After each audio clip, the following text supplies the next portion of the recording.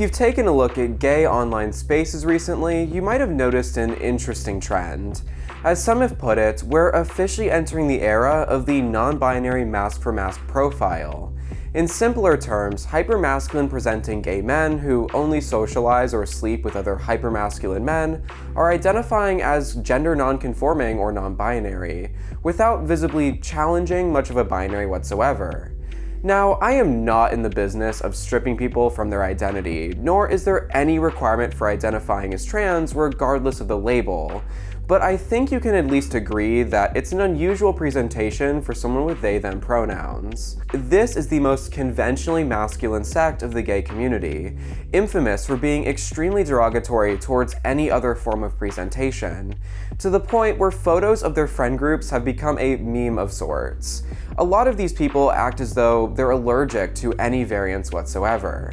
If anything, this is a presentation that intuitively reads as not only masculine, but the conventional ideal of manhood for most men. These people have to feel some disconnection from manhood. I mean, it's technically possible they're just wanting attention or something, but the attention given to non-binary people is not usually something you would want unless you truly felt that disconnect. This internalized aberration from gender without any external features, this is actually a common gay experience. We just didn't express it with pronouns until more recently. Personally, I know I haven't felt male exactly, whatever that's supposed to feel like.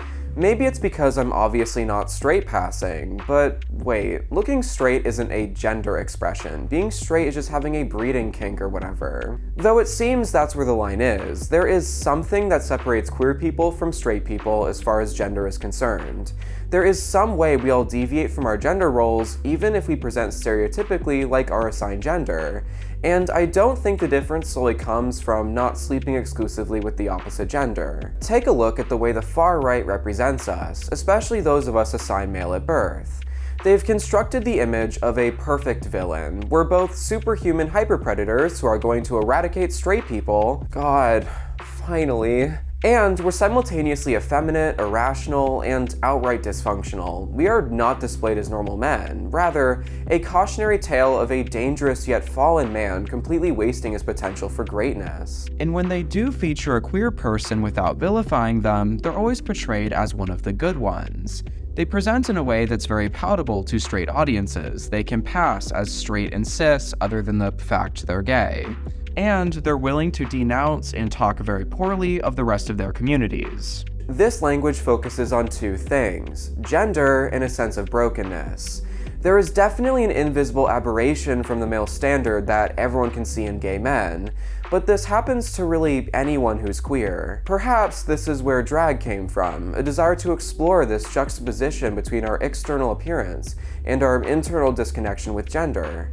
This variance from conventional norms in the queer community, it's something that I think has begun to scare a lot of straight people, and I think fear is a good word for it. As I've mentioned in previous videos about the gay experience, there has been a revival of the American moral panic. Within the 1-month span of writing this video, a gay bar was shot up for having a drag event, and another venue had its power cut after proceeding with a drag show despite backlash. But there is a much easier avenue for getting queer and trans spaces shut down: bomb threats. So across the country, conservative public figures and activists alike have launched countless bomb threats at schools, hospitals, public libraries, college campuses, and gay bars.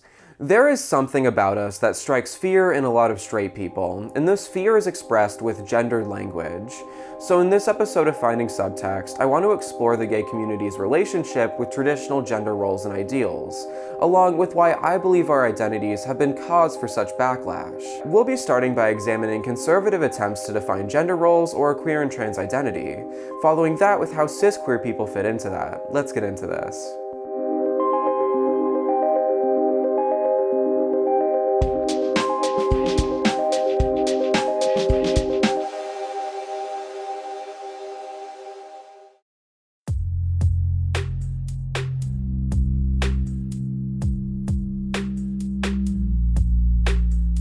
Gender is an abstract concept, and everyone seems to have their own take on how to figure it out. To some, gender is a vibe. This is where things like neopronouns come from, or more fringe identities named after feelings like star gender or gender fuzz. On the other end, you have the far right, who gets so upset by this that their wet dream is to exterminate us. Personally, as a cis gay, I don't understand how your gender could feel fuzzy, but gender is so arbitrary that I think it should be whatever you want it to be. I'll make a conscious effort to figure out whatever pronoun someone wants me to use, as long as they don't mind my dyslexic brain struggling with the grammar from time to time. In fact, if I think I'm gonna screw it up, I might just practice it mentally beforehand if someone I know uses pronouns I'm unfamiliar with, as I don't want to come off as disrespectful or tarnish their mood for the afternoon, and I don't think it's a tall order to do that as a cis person. I've heard a lot of cis people, especially in more traditional or conservative-ish circles, who, while they might not necessarily hate trans people, they feel like it's a lot to ask to be demanded they figure out they/them pronouns that are a bit more unusual, I guess. And I don't really see why. Like, I think the worst case scenario is you just sit down with a friend and are like, all right, let's try to figure out how to use our friend's pronouns here. It's not that bad. But over the past few years, queer and trans identity has been brought back into debate, leaving most straight cis people unsure what to believe. And when people are unsure, they're going to just default to believing whatever they always have, that there are two genders and the difference between male and female is not only important, but naturally defined. Over the past year or two, the way too well-funded conservative media machine has gone through great lengths to define gender in rigid terms, culminating in a 2022 feature-length documentary hosted by conservative public figure Matt Walsh named What is a Woman? This was obviously yet another slickly produced film made to question queer and trans identity. I mean, it was deliberately released on the first day of Pride Month. They were really feeling classy with that one. But unsurprisingly, this film was a huge success for both Matt Walsh and his producers at The Daily Wire. The Daily Wire has launched a subscription model called The Daily Wire Plus. This is a streaming service where you can watch exclusive content like this documentary. And this subscription costs up to $20 a month. And before What is a Woman was released, they had about 400,000 subscribers. They have since surpassed 1 million subscribers, netting them at the minimum $10 million a month. The Daily Wire itself nets at least $150 million a year in operating income. And so What is a Woman has gone on to define a lot of the arguments surrounding the woke approach to gender and traditional roles. In the documentary, Matt Walsh is made out to be a sensible, well-accomplished family man who's willing to look behind the curtain and face uncomfortable truths, even if it makes him the bad guy, all in the name of getting the facts out there. Unfortunately, the supposed facts of this film are entirely fabricated. It's one of those documentaries made expressly to reaffirm existing beliefs in the audience, hidden behind a facade of finding the truth, or having unbiased, fact-driven intentions. It has very little proof to support its ideas, so it pretty much relies on a vibe. The vibe is that heterosexual, nuclear family traditional roles are natural. This is the way things should be, and anything different from that established ideal is an infection or a mental illness. The main through line is contagion theory, an idea that something bad is taken over, in this case, queer and trans identity. The opening of this film is basically all you need to see to understand the ideal being promoted. They have Matt Walsh longingly watching his kids have a birthday party in slow motion, of course with it being strictly segregated and color-coded by gender. Just as nature intended apparently, because that sure looks natural. During this opening cinematic, Walsh tries to establish gender roles as quickly as possible, using his kids almost as evidence. Give my son a BB gun and that's just about all the emotional support he needs. My daughter, on the other hand, I've heard people say that there are no differences between male and female. Those people are idiots. Up until this point, Walsh has shielded his kids from the woke gender ideology, so this is supposedly the natural state of innocent kids unmarked by an agenda. He ties this together with a monologue about the confusion he must protect his kids from, how even cartoons are questioning gender roles now. Because this film is targeted towards conservative dads, we make sure to sprinkle in some misogyny, just as a treat, I guess. I like to make sense of things. But making sense of females is a whole other matter. Even astrophysicist Stephen Hawking, who could come up with a theory on black holes, was completely dumbfounded by women. He starts this film talking about how now even he's confused by all this woke messaging, that the state of society as we know it has changed so radically that he's truly distressed by this.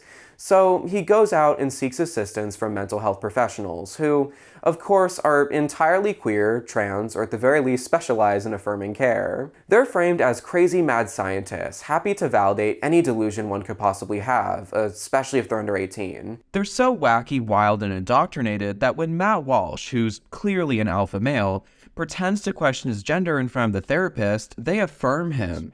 How do I know if I'm a woman? You know, That's a great question. I like scented candles, and Yeah. I've watched Sex and the City. Yeah. Yeah. So how do I know? Yeah, Matt, that question right there, like when it's asked with a lot of curiosity, right, that's the beginning of a lot of people's like gender identity development journeys. How dare they? They should have just spat in his face. And so Matt Walsh keeps searching until he finds the few sane people left willing to speak a repressed truth. And by truth, I mean they cycle through the same talking points over and over again that have been debunked hundreds of times. I could fact check this film point by point, but I'd like to get back to this video's overall topic, so there'll be a link in the description that will provide fact checking for the entire film. With the contagion theme in mind, you could almost say this documentary plays out like the start of The Walking Dead. We have our main confused white guy with a family desperately seeking the truth. He goes out in search of it and is only met by waves of the infected.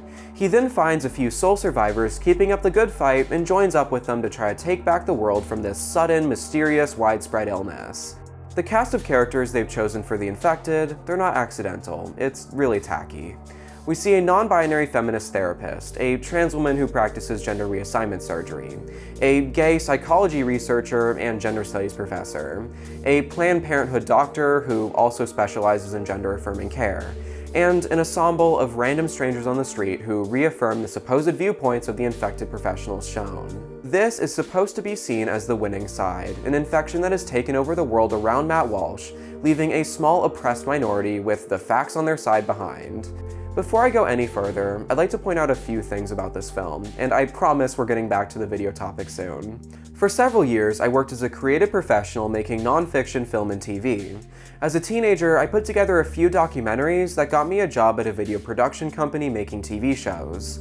I'm not in that industry anymore, and I definitely didn't work on anything too prestigious. I mostly worked on reality TV and some documentaries that the company hoped would end up on Netflix, but I don't think any of them did, but I could be wrong.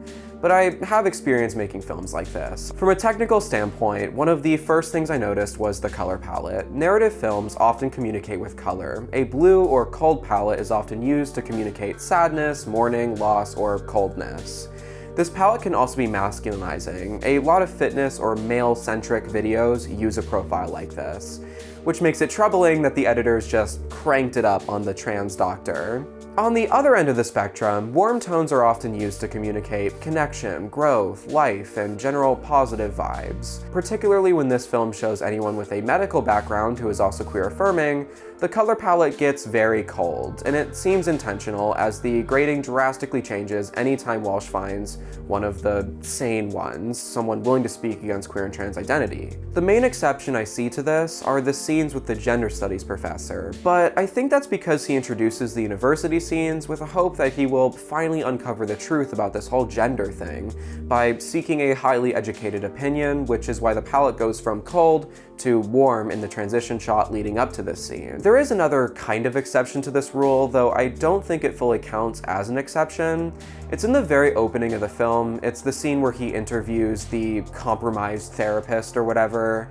It looks to me like they shot this kind of warm and then they cranked it down colder in post, which leaves it looking really artificial, but you could argue this is technically neutral tones we're looking at. I'm gonna stop talking about technical now.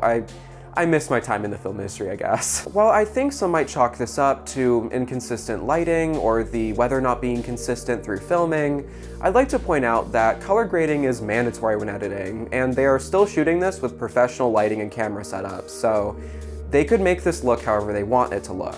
While documentaries technically are non-fiction pieces, any good documentary will use cinematic interludes, color grading, sound design, and generally lean heavily on film techniques to get the narrative to resonate. The narrative here is that Matt Walsh is running through every institution and realizing it's been corrupted or broken. Therapists, surgeons, doctors, and even colleges who are teaching the next generations have been corrupted by the gay or trans agenda. As the audience, you're supposed to conclude that society is crazy. They've gone woke and gone broke or whatever. All trusted institutions have been compromised, and the only trustworthy people left are like Matt Walsh or his famous conservative buddies. That's who you need to give your trust and money to. This cast of compromised professionals, it's obvious none of them were prepped for these interviews at all. When I worked on documentaries, especially those that involved interviews of industry professionals, I never saw an interview happen without at least prepping the people interviewed with some context. I mean, back when I was making my first full-length documentary, a lot of the industry professionals I interviewed and traveled to see, they all wanted the interview questions ahead of time, and so I gave it to them several weeks before production started. And that's something that I've seen happen multiple times on multiple productions.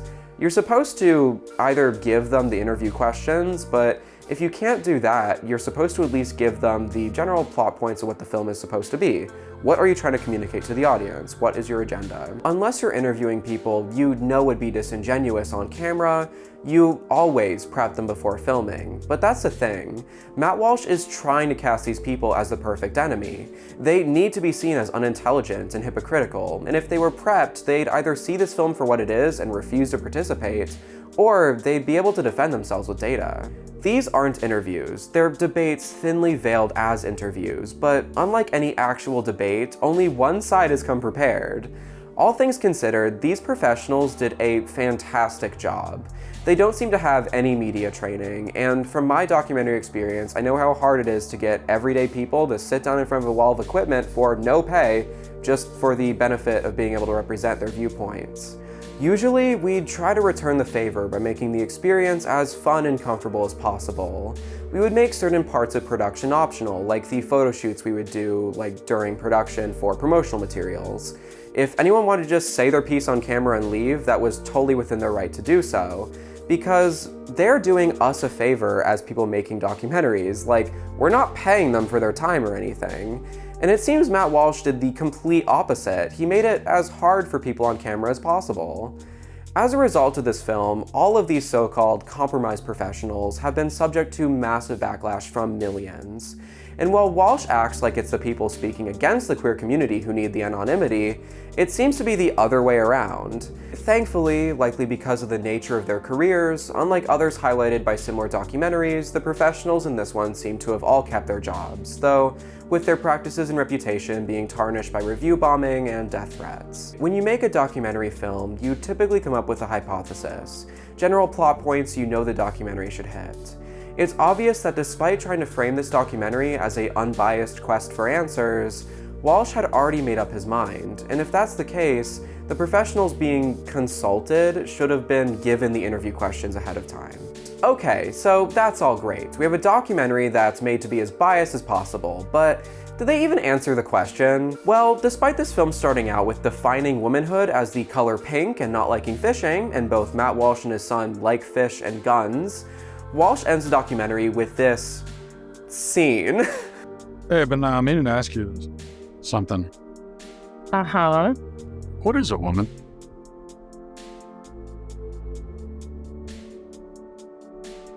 An adult human female. Who needs help opening this?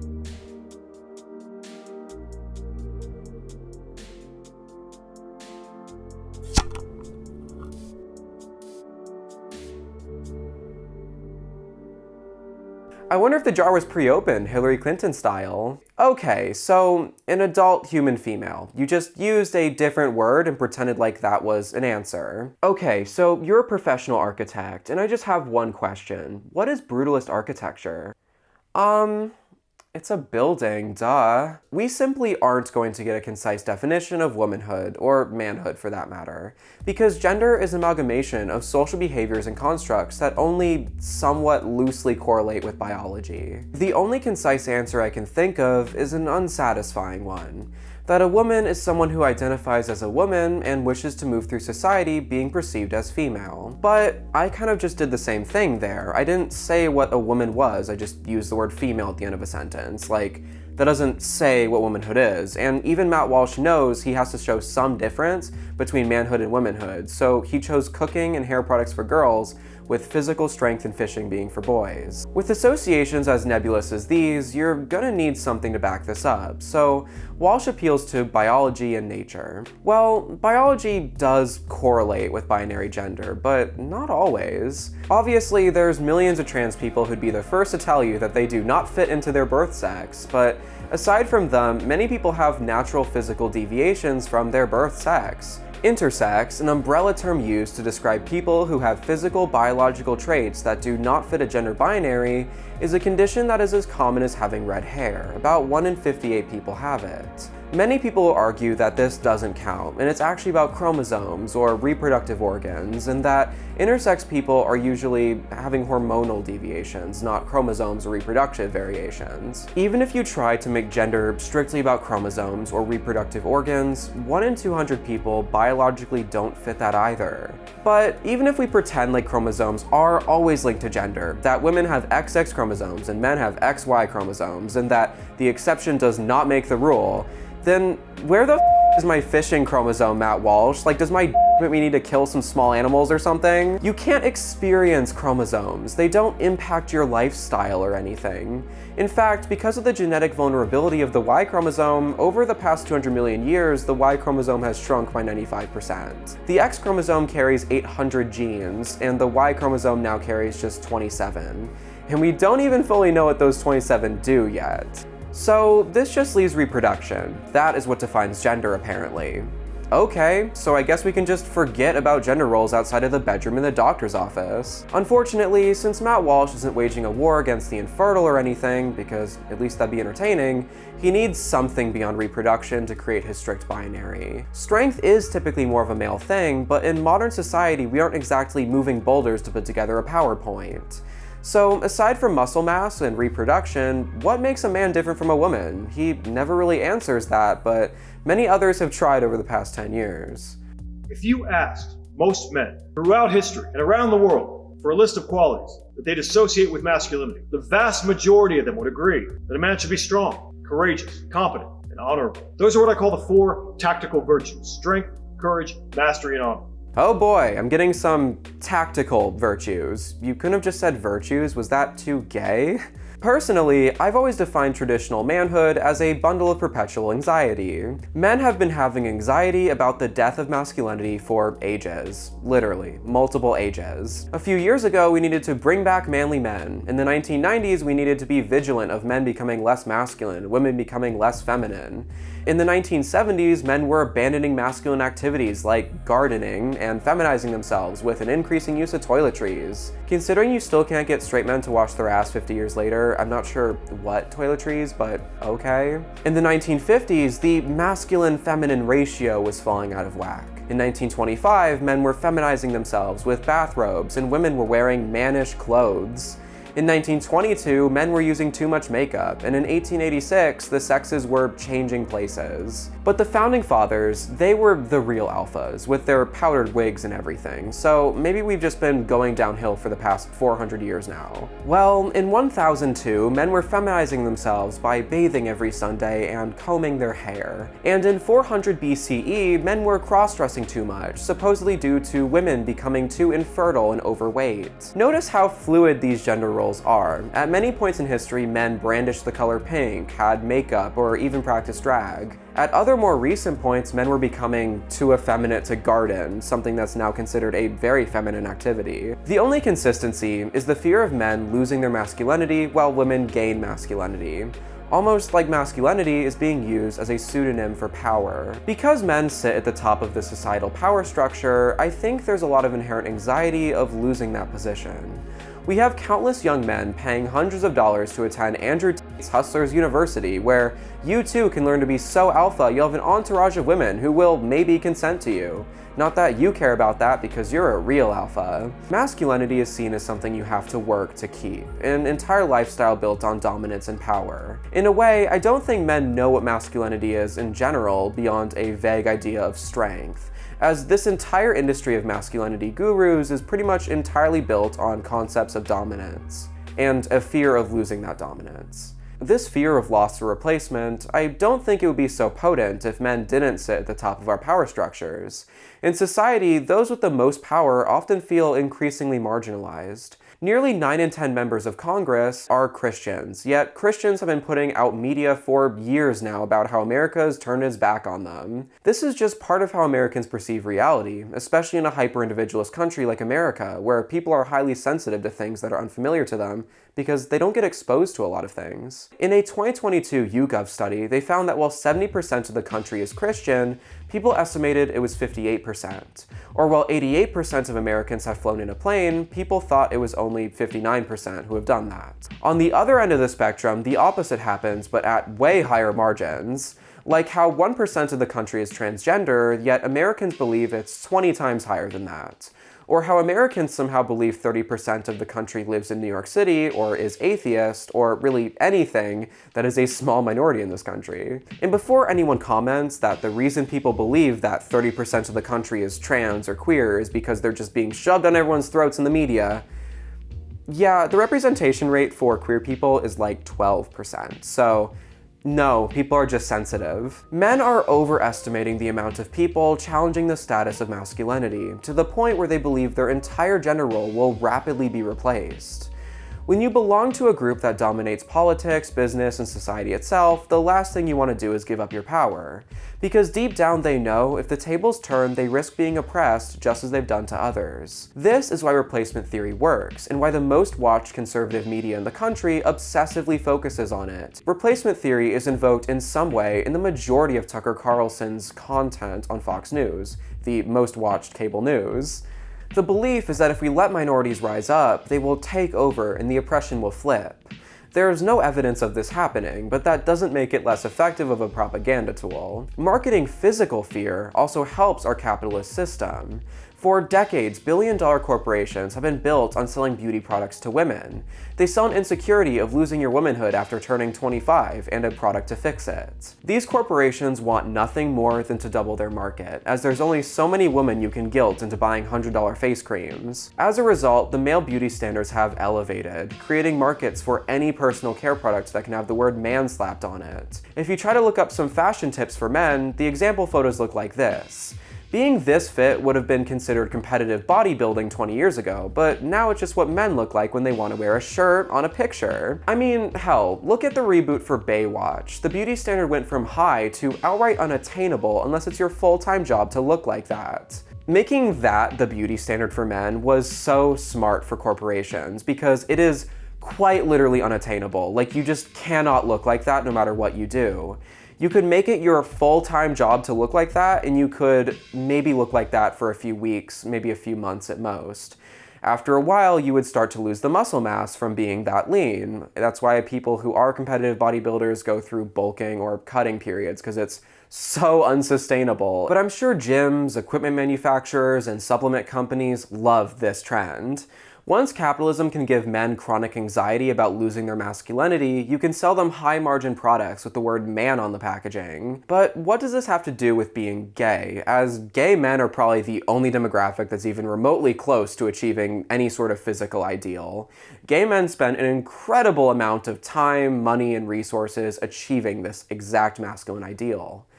Well, the answer is that all of this is built on top of reproduction. The reason everyone's so focused on their appearance as if it's their sole value is because they've been conditioned to see themselves as objects. They're useless if they can't fulfill their purpose of attracting someone for reproduction and reaching a Christian capitalist ideal.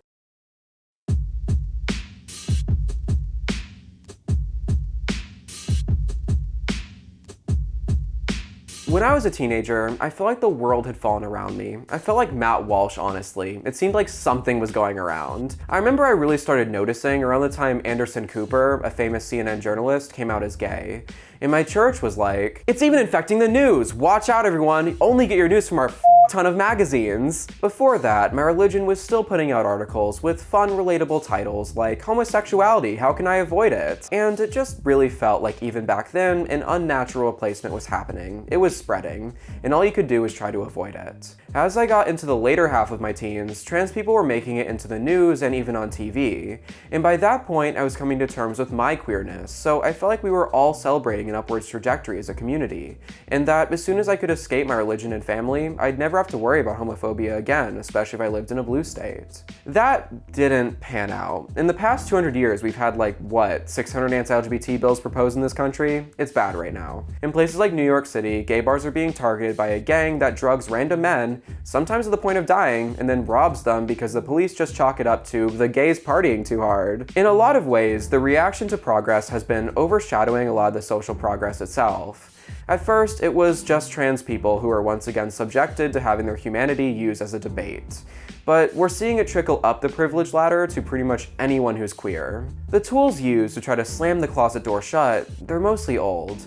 In a lot of ways, those of us that were the closest to privilege had a nice hiatus from filling our minority status for the 2010s, and now we're right back to the same fights. It took me a while to understand why. In a world with womanizer onesies and bring your kids to Hooters Day, why are people resorting to violence when a fully clothed drag queen wants to read children's books at a public library? Like, don't we see the hypocrisy here? Often kids are exposed to more straight, sexual content that's more extreme than what they get from the queer end of things. And sure, sometimes parents will bring their kids to a more adult-focused drag event or something like that, but usually in that case, the kids are older, and if they're not, what happened to the parents' rights? Like, I thought that was a thing that we cared about, and that's why we liked homeschooling and all that. Then it occurred to me, I just needed to channel my inner teenage twink with a bowl cut and go back to my early 2010s headspace. A few years before I knew I was gay and left my religion, but after I found out queer people existed. As I've talked about earlier in this 3-part series, the Bible was mistranslated into talking about homosexuality. It never condemned homosexuality until a retranslation in the mid-1940s. But I think the problem is so much more basic than what the Bible even says. I think the problem is that modern evangelical Christianity objectifies and sorts people at a fundamental level. Firstly, it establishes a normal baseline for how a person should live their life, and any divergence from that is typically due to either moral failings or allowing demons to take control. Divergence from that ideal lifestyle is never seen as an expression of individualism, but rather an illness that needs to be cured. The belief is that the best way to live your life has already been figured out. A one-size-fits-all solution was not only discovered, but is natural and has been around for thousands of years. Matt Walsh features an African village in What is a Woman because there's no modern technology or lifestyle here. This is his proxy for appealing to nature and tradition. Which, like, I'm going off script here, which I've done a lot in this video so far, but that was a really weird part of What is a Woman. It was simultaneously racist, but then also endorsed what the people were saying. This is essentially filler to pad out the runtime of a feature-length documentary. A documentary that has very little actual content. But it's a really interesting part of the documentary nonetheless, because Matt Walsh essentially goes to Africa saying, let's go see what the savages with no technology are up to. But then he simultaneously endorses their viewpoints. The people from these African villages clearly have no idea what a trans person even really is. Yet Matt Walsh uses their confusion as proof. Like, look, these people from nature are really confused by all this transgenderism nonsense, and so am I. That means it's invalid. But it doesn't really say anything or really manifest an argument. It's a weird mix of being racist towards a group of people while also propping them up as if they have all the answers. Anyways, the African village is his proxy for appealing to nature and tradition. It's evidence that we've always known what was best for us, but we strayed the path in pursuit of modern life. This is a very comforting idea, as it tells you the answers to life are not only accessible, but easy and intuitive. It doesn't matter what system you live in, or really anything about you at all, you can always pursue this lifestyle. In my experience as a former Jehovah's Witness, you were supposed to view your body as a vessel for either good or evil. You either lived a dignified life entirely centered around your traditional beliefs, or you let mental illness take over. There just wasn't a concept of individualism. People didn't stand for anything other than tradition and God. This is why I believe the far right doesn't actually care about individualism, because outside of not relying on anyone else for survival, nothing about their ideology supports individualism, unless you believe there's no significant difference from person to person, that everyone's the same and they can live the same lives no matter what system, what sort of circumstance they're born into, doesn't matter how society's going, they can do it. But there's one other thing that tells me pretty much all I need to know about this mindset. It shows up just 10 minutes into What is a Woman? I don't know if you've ever heard of people in the trans-abled community. These are people who are physically able-bodied but feel like they should be disabled or identify as such. For example, a man who has 2 arms but feels like he should have 1. If a man in this kind of marginalized community went to the doctor and said, I want to have my arm cut off, do you think that doesn't have anything to do with gender identity? Well, it's someone's self-identity, how someone identifies. That's someone who has and I'll accept it as a mental diagnosis, a psychiatric condition. I don't even pretend to know what aptomenophilia is all about, but somehow it's the idea that you're fascinated or charmed by having a limb or part of a limb missing. Okay, I would say that's, pardon my non-medical language, kooky. You don't see any? You think this is totally irrelevant? Yep. This is like freaking out because someone with bipolar depression gets different treatment options than someone with depression because they both happen in the brain. It just does not make sense. Body integrity dysphoria, or being trans-abled as some call it, is a really rare condition. So rare that we don't know much about it at all and don't really have an official diagnostic criteria for it yet. There's no clinical evidence that removing a limb is a treatment for this disorder, and until there's decades of clinically proven treatments, it will remain that way. Doctors don't just start cutting parts off a trans person for funsies. Instead, trans people are given FDA-approved treatments. These are treatments that are also given to cis people just for different reasons. Years after beginning medications, a trans person may want cosmetic surgery, which is fine because it's one of the least regretted surgical procedures in existence. 20% of knee replacement patients regret their surgery. 3% of gender reassignment surgery patients regret their surgery. But this comparison between transition and amputation says a lot about Matt Walsh. Removing a healthy limb is an objective loss of functionality, a downgrade, or a damage to a healthy body. Walsh and many others use predeterministic arguments when talking about people, which is reminiscent of religious principles. Walsh talks about people as if they were a kitchen appliance. A coffee maker was created as a coffee maker. It will always make coffee, and if it loses its ability to make coffee, it has lost its value. So by this logic, a woman was created as a woman. She does child rearing until she has lost her value. If a woman decides to become a man, sterilizing himself in the process, that person has lost their function. If a man decides to exclusively sleep with other men, he too has lost his function. To Walsh, a person's life will be predetermined from the beginning and their function must never change. This is why conservatives love to invoke nature and biology. These are seen as unchanging truths. I think this is the definition of gender that America operates on. Gender is less about what men and women even are, it's more about their function as it relates to the nuclear family dynamic. But it's not because the 1950s nuclear family was perfect or even what people wanted. While this is seen as the biblical ideal and therefore the moral ideal, this is not a natural way to live. We've known for centuries that humans require a sense of community. It used to really take a village to raise a child, and for most of modern history, communities work to uplift everyone involved. However, a suburban nuclear lifestyle attempts to take all of the responsibilities given to a community and supposedly divvy them up equally between a man and a woman in a single-family household. But unfortunately, 2 people can't really do everything a community can when it comes to supporting each other. It obviously wasn't sustainable, with housewives popping pills like crazy to cover their household with no assistance, and men not having lives outside of providing for their families. It was also an arrangement that could only survive by force. Women had to be forced to stay in the home. They weren't allowed to open their own bank accounts until the mid-1970s, and so this was their only option. Once women were able to gain some of their rights, this arrangement began to slowly unravel, and we see these roles fading to this day. But those women campaigning for their liberation, they too were seen as infected, or whatever the 1960s version of woke is. But why is it so important for us to all live a lifestyle that looks like this, even though there's millions of people who don't want to live like this? Well, this is a great fit for capitalism. Rather than compact, self-sustaining, walkable communities exchanging resources and providing for themselves, every house in the suburb has to be self-sufficient but lacks the means to do so. It also helps that these suburban, tract housing designs are extremely energy inefficient and horrible for the environment. Your water company is going to love that you have to dump thousands and thousands of gallons to keep your perfectly manicured lawn alive. They're also going to love that you have to heat this single-family home that's way harder to heat and cool. Because of zoning and general design, you aren't growing your own food in a tract housing development either, nor are you exchanging resources with your fellow HOA members. Not to mention, now you need a car to access everything, which is a whole industry that wasn't nearly as essential prior to the nuclear family dynamic.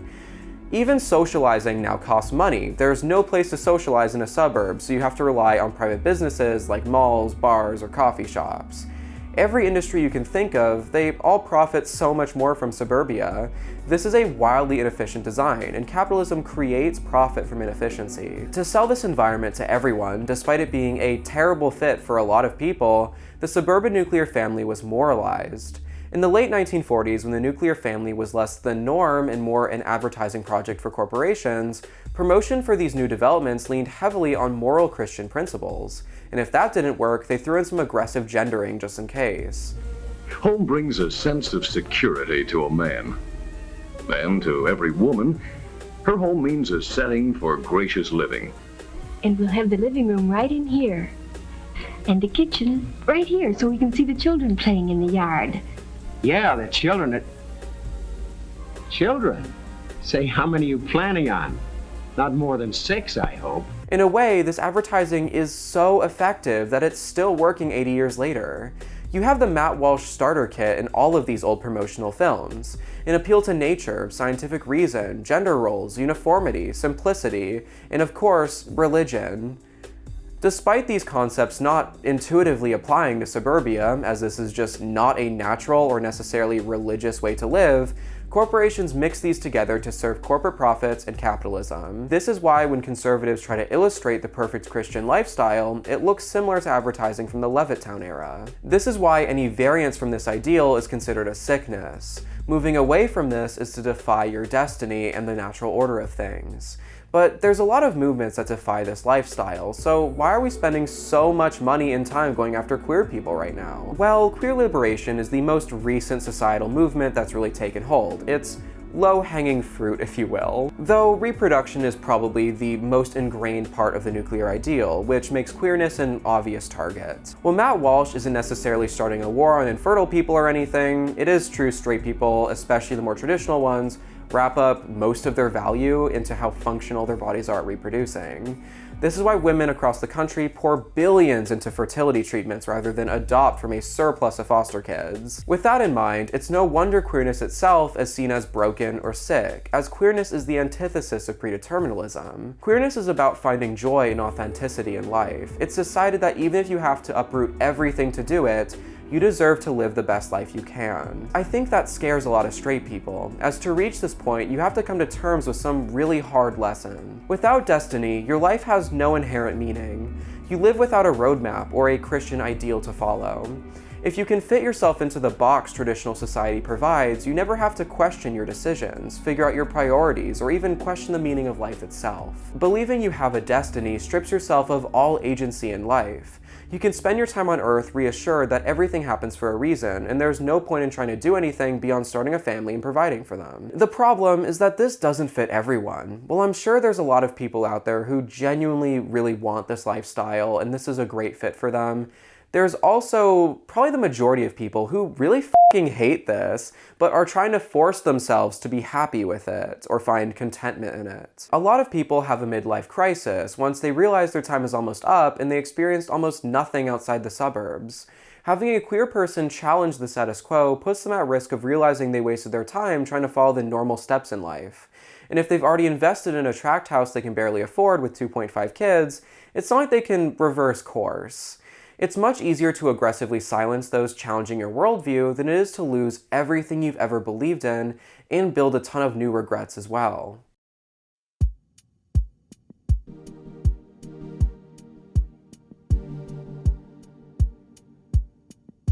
The thing about being queer is it doesn't necessarily force you to unlearn as much as you probably should.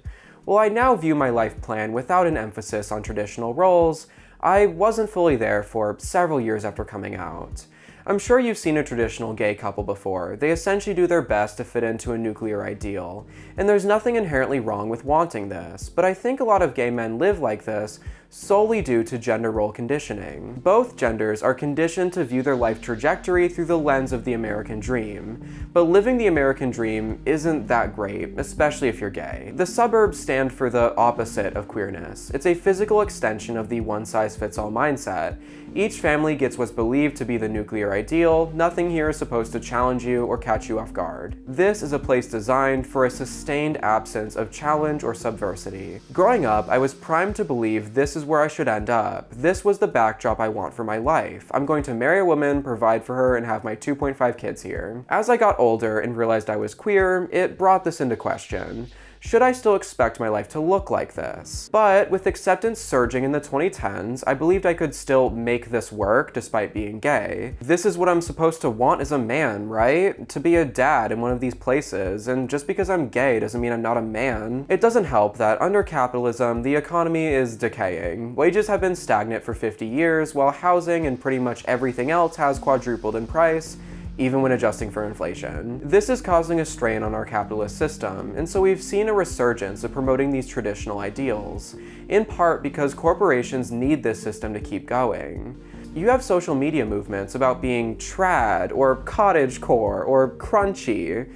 These are all just new movements feeding the nuclear ideal. These huge conservative media companies like the Daily Wire, PragerU, or even Fox News, they survive off of and have been essentially bought out by corporate donors. The media in general has. So it makes sense they're panicking about gender roles and the duty of parenthood because that's what their donors need them to do right now. But the fallout extends beyond conservative media, as most of our media in general comes from just a few international corporations, and they need capitalism to keep doing its thing. And unfortunately, my intensely religious upbringing has made me more susceptible to this marketing, even though I've been identifying as an atheist for nearly a decade now. Until I achieved the American dream, or at least our broken 2020s version of it, I considered myself a traditional gay guy. Sure, I have an open marriage, and no matter what, I know my household will always look a little different than a traditional household, but as I used to say, I wanted my white picket fence with 2 cars and 2 kids. I also got married pretty young, but I believed in the institution of marriage at the time. Notice how all these dreams I thought I had, they were all products that serve capitalism, and it's a dream that pretty much is unattainable anyways. Home ownership has gotten increasingly out of reach over the past 40 years, to the point where it is very unrealistic to expect you can pull this off if you're a millennial or younger. I did though. My husband and I worked insane hours at multiple jobs and barely ate more than 1 ramen meal a day for years to save up a down payment and pay off debt. When I say we were putting everything into this goal, I mean it. Despite both working from home, there was a good year there where my husband and I kind of just coexisted. We were so overworked, we just had no time for a relationship. During this process, our rent doubled. We were now renting a $2,000 a month, 400 square foot tiny house in the state of Maine, a state where the median income is like $25,000. So we were frantic because if that happened again, we would simply just not have a place to live anymore. We could barely afford the rent as it was. Our tiny house also caught on fire because our slumlord wasn't fixing anything, so we thought homeownership would be a huge upgrade in lifestyle alone. Since we're not boomers, there's very few places with prices low enough that we could even qualify for, let alone afford. With the help of shifting debt into my name, my husband was able to qualify for a $200,000 mortgage, and we put every last dollar we had, and then some, into the 4% down payment. We found a small, high-crime city with incredibly high poverty rates in a blue-ish state, and we bought the only house on the market we could afford in the suburbs. It was the absolute max we could afford on a mortgage payment, and the U-Haul to get there was another credit card maxed out. We had sold everything though, so we just had a bedroom set to move and not much else. I don't think we even had a full, mattress or anything at this point. We walked into our suburban home with a 3-car garage in a new city, excited to start a new life together as a couple. And we both had the same immediate reaction. Oh my god, what have we done? A pipe had burst during closing, and the house was actively flooding. We also noticed the house was stinking even more than it did on our walkthrough, as animals were now getting inside and dying due to the poor condition of the house and property. The selling agent brought in a family friend of hers, who was a plumber from the neighborhood. She warned us he wasn't politically correct, but I didn't really care as long as they could just stop my house from actively flooding. He fixed the leak and then introduced himself. He quickly realized we were a gay couple, stormed off to our kitchen, took a drain stopper out of a cabinet, plugged our sink, turned on the hot water, and I didn't notice for 10 hours. By the time I walked into the kitchen, it had been several hours too late. The plumber had managed to destroy our kitchen, and standing water was in our basement, which used to be finished. Since the house already had some water damage from the ruptured pipe that he was there to fix, albeit a lot less than the damage the plumber did, we had no legal recourse or a way to prove that I didn't make the flood worse for an insurance payout. An insurance payout I never got, by the way. So, a literal hate crime on day 1 of living in American suburbs. Amazing! As the months wore on, we found the house needed $60,000 of repairs just to get to a functional point. That's not including any cosmetics like replacing the rotting floor or 100-year-old windows. That's stuff like rewiring the house, re-roofing it, and doing just general repairs. The rewiring especially would be great because just the other day, our outlet in our bedroom just exploded. I hate this house. This is a $150,000 house purchased at the very beginning of 2022 at the peak of the market. It is not worth putting $60,000 into it, even if I figure out how to start bricks of gold. It just would not sell for $60,000 more than it already did. If you're curious, at the time of writing, we're preparing to sell the house as is, but if we can't break even, we are just stuck here. So I was already not enjoying my time in the suburbs, but what made it worse was the culture. It really put some things into perspective for me. With how boring these places are, you need to socialize at what's called a third space. This is a space besides your home or work where you go to socialize. For white suburban Christians, this is church. With my suburb having one in the center of the neighborhood, just for the area, I guess. My suburb also has a school and a library, but the library has shut down, so unless you have kids, you are only meeting people from the neighborhood at church. When we first moved in, we were welcomed by all the neighbors except for the few who use slurs instead, but what can you expect? But things started going downhill really quickly. People did not know what to do with us, and it wasn't just because we're a gay couple. The straight couples around us simply couldn't fathom a relationship outside of a male-to-female dynamic. We started getting asked questions like which one's the girl in the relationship, or they'd assume that was my role and give me tips like I was a housewife. Tips related entirely to homesteading, essentially, and cooking, cleaning, all of that. We'd also get really uncomfortable questions like which one receives, or the general, how do you even have sex? It was really strange. Over time, I realized how strictly gendered straight households were, and these people, while willing to accept we're gay, were desperately trying to suss out a dynamic that doesn't really exist in our household. People thought it was weird my husband and I shared the same friends, rather than the man having his guy friends and the girl having her girlfriends. Well-meaning men in the neighborhood would try to invite us to watch sports or do other traditionally masculine things, but we don't really fit in with a bunch of straight men, as they'd tell us about their sexual conquests, or how back in the 90s they used to host bikini contests and they'd sleep with whoever had the biggest tits. Essentially, we were either going to be given male-female straight couple gender roles, or we were going to be treated as two straight bachelors living in the rundown house on the block. There was no option that actually fit us. This experience made me realize a lot of things, but one of them being that while a lot of gay people don't really fit androgynous labels like non-binary, we don't fit a gender binary either. I don't think any of us know what to do with this void we occupy, which is why gender roles in the gay community are so strange. But how does the gay community apply binary gender roles when we're all the same gender? Well, it's very messy.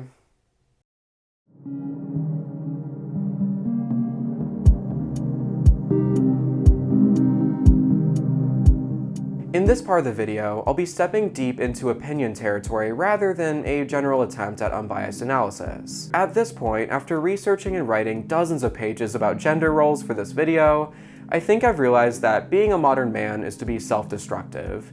That is actually what our role is about. While capitalism has done its best to maintain consistent, strictly defined male and female roles, it's partly created a perfect storm that's destroyed men in the process. That's not to say women have it easy. Only occasionally throughout human history have women had any semblance of equal rights. And we happen to have recently lived through one such period where they've at least been allowed some autonomy. Hopefully the trajectory keeps moving towards their liberation. But in the past several decades, in part a reaction to the civil rights movement, men have gotten so scared. Because men fetishize their place at the top of the power hierarchy, women have been stereotyped as weak and subservient in every way. This was done in part to justify their own oppression. The thought was they can't be in power or make their own choices because they're too fragile, irrational, or emotional. This is actually why queer people assigned female at birth aren't considered remotely as much of a threat as gay men or trans women, because they can't infect, but are rather defenseless to being infected by wokeness. It's also why being gay is such a strong fear in straight men, because to be gay is to be a man compromised with femininity. Over the decades, as men grew more fearful of femininity infiltrating masculinity, thus removing their power, men sacrifice any semblance of identity in exchange for being the opposite of the female stereotype they created. In my opinion, you can see this happen not just with men, but white people in general.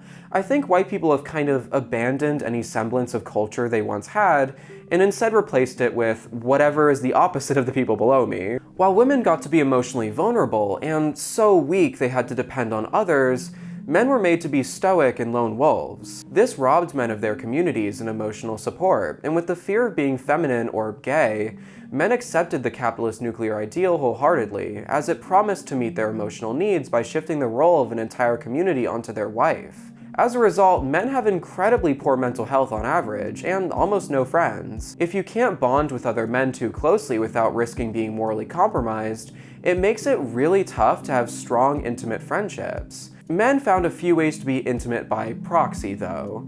While men can't share their emotions or feelings, they can share religion and objectification. Men bonded over the sexual objectification of women for decades. It was their main way to share an intimate experience with their community. But as women gain power, it's not cool anymore to parade women around like shiny objects you can share with your bros, and religion is pretty personal, so men are sharing that with each other less and less. Men are losing their last two intimate topics that they can share with each other. But gay men, we can still sexualize. Gay men are ostracized from religious, family-centric spaces, and even the suburbs I just talked about, but we have our own spaces to bond and connect, spaces that can be made adult-only. So as a result, objectifying each other is pretty much how we connect socially as gay men. And since we're still men, we need to maintain our own power. With that enters what I'd like to call the gay pyramid. You have the masculine, conventionally attractive, cis white gays on top, those of us with the closest proximity to privilege. These people are what's called straight passing. They fit into straight spaces and will often fail to use their privilege to uplift our community. Mask for mask gays will happily throw the rest of us under the bus if they can save themselves in the process. At the bottom of the pyramid is anyone who's unfortunate enough to double up on their minority status. These are the ones that are getting ostracized from all angles. Straight people don't want them, and neither does our very problematic community.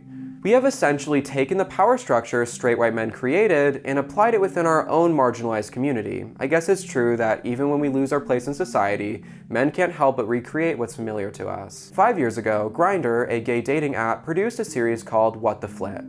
Unlike most products marketed towards gay men, Grindr at least tries to be mindful of what they're doing. In the past few years, they've tried to highlight the most marginalized in our community, and one of those attempts was this show.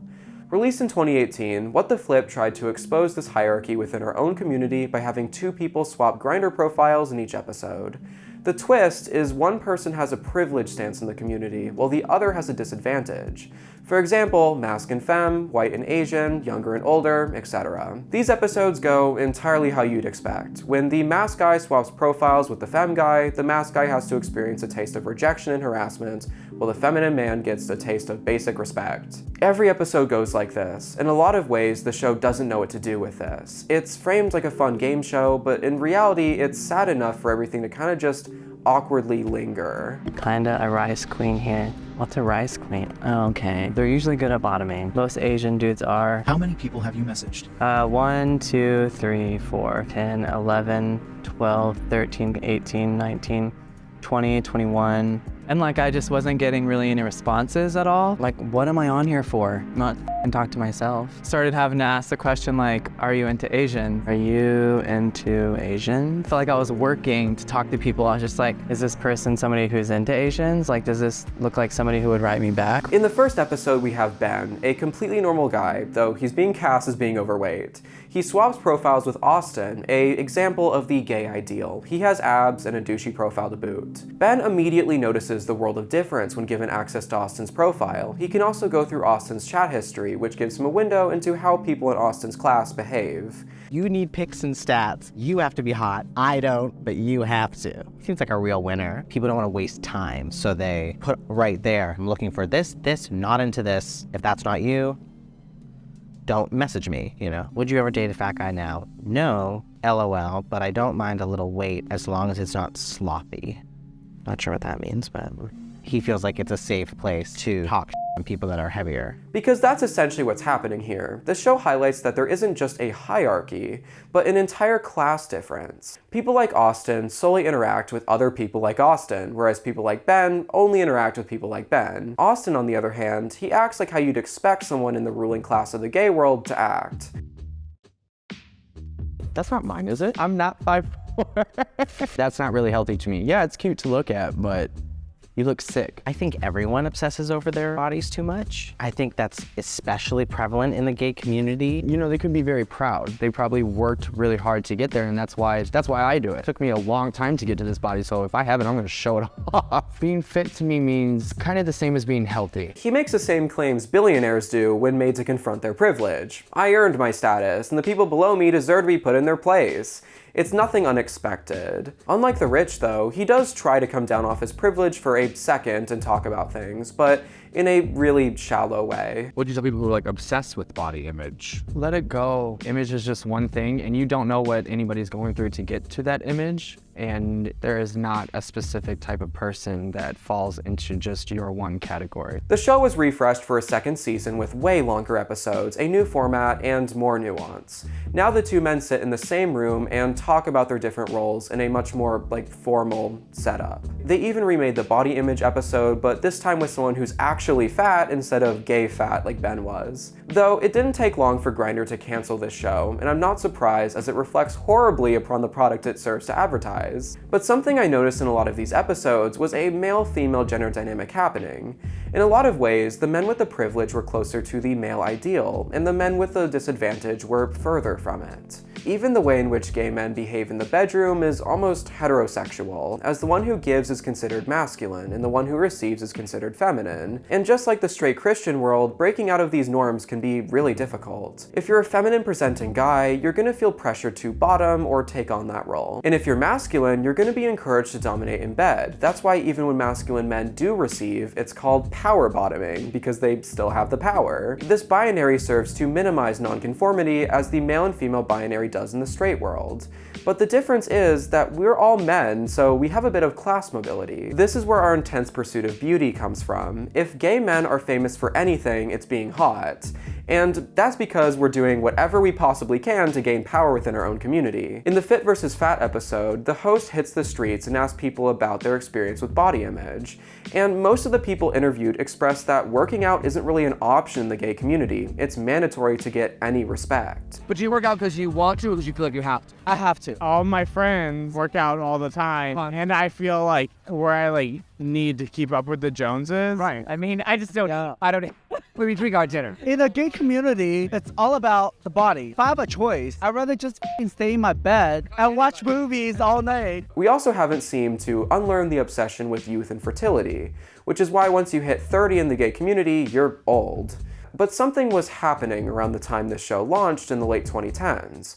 The gay community started getting queer. Bisexual, trans, non-conforming, and even people of color started being let in. This also coincided with the whole dad bod, bear, or daddy thing, which provided some space for men who were older or with a double-digit body fat percentage. These new tribes let into the community. They still had to be masculine, though. If you were feminine, you still had a 25-year-old age limit. Once you get past that, it's over. But these changes started happening happening a little over half a decade ago, and queerness and inclusivity has become more and more of a movement within the community. A few years after What the Flip fell out of circulation, Grindr removed the ethnicity filtering features and added side to their sexual positions by 2022.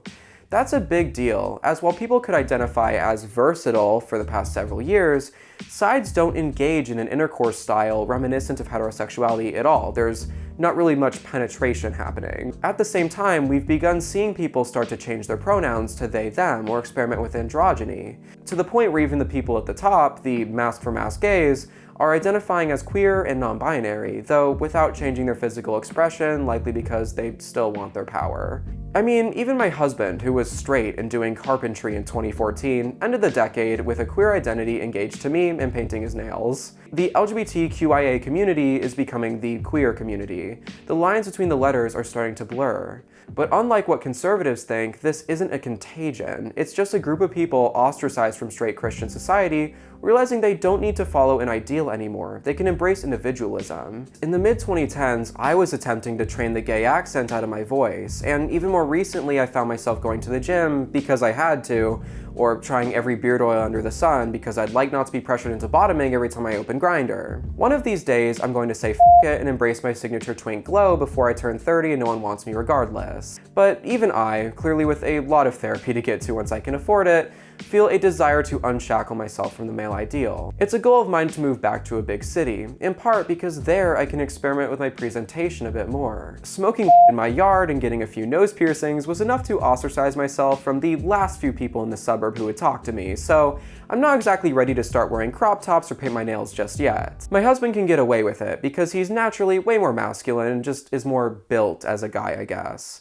Meanwhile, if I pushed it anymore, my neighbors across the street with all the Trump memorabilia would probably shoot me on sight Second Amendment style. And while I barely have a will to live, I'm not letting some lady named Suzanne take me out. But does that make me non-binary? I don't think so. There's a lot about being male I hate, but that's mostly because I feel like being male, or female for that matter, just has way too many expectations. But I think that's where a lot of people are right now. Capitalism and the ruling class who control it have designed our system to keep us perpetually running on empty. If you keep everyone busy enough, they won't question or try to unpack things. They need 110% capacity just to survive. During the 2020 situation, we all had to stop and sit still. And during that rare state of rest, a lot of us realized how our lives just weren't serving us. Our priorities and beliefs finally came into question at a time when we suddenly had the bandwidth to begin to process it. Millions of people started changing jobs or careers entirely.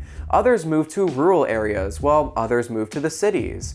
People got married or divorced, and some realized they were queer or trans and used busyness as a means of suppressing that. All of this fluctuation, it's not good for capitalists, especially as people grew disillusioned with work. As I've talked about in this video, our system relies on applying morals to concepts like work, reproduction, and consumption. When half-assing your useless office job goes from something only losers do to something everyone does, the only way to regain control is to incite a moral panic and blame a group. For quiet quitting, corporate media blamed the moral failings of millennials, which has proven to be a losing strategy. So now it's a game of diversion. Let's not talk about how arbitrary the rules of society are, let's instead fight with each other about queer people, or try to appeal to nature so we can start churning out babies again who will grow up to be the future workers and consumers of America. Because I think I've done a good job arguing at this point that nothing about our society is naturally formed. Men aren't objectively better than women at anything that matters in our modern society, aside from maybe physical labor. But physical labor is a job, not a way of being. Men achieved dominance through physical strength thousands of years ago, and they've been trying to legitimize that dominance ever since, long after strength became non-essential for everyday life. Long before capitalism, it seems like we knew this. Jewish people had 6 genders, Native Americans had male and female spectrums, and you could go back to the Copper Age beginning in 5000 BC and find evidence of multiple genders, a spectrum of gender, intersex, and trans people. So I think the answer to the question of whether gay men are still men or what being gay does to your gender is a unsatisfying one. The only thing being queer does is get you ostracized from straight society, which gives you an opportunity to reevaluate the rules you previously lived by. While straight people are beginning to accept queerness at the surface, they have made only one way you can acceptably be queer, and that's to be basically just a straight couple, but 2 men or 2 women. The gender dynamics we see in the gay community are mostly us regurgitating what we've been taught before coming out, and we're thankfully seeing that fade as people come out at younger ages and our community merges with others. If gay people have a gender, that gender is just a void. There's no role built for us, and there's no reason we need to try to force into one. Anyway, that'll be it for this video. This was a long one, so thank you so much for sitting all the way through it. This is the third and final part to a trilogy of sorts that I made about the gay experience in America, so if you haven't seen any of those previous videos, definitely check those out. I'm putting this into a playlist where you can just watch the whole series just all the way through. The other videos aren't necessarily required to understand this one, but it can help contextualize. But anyways, remember to like, comment, and subscribe, and try to feed the algorithm. Share this on some social media if you don't mind, and I'll see you in the next video. Bye.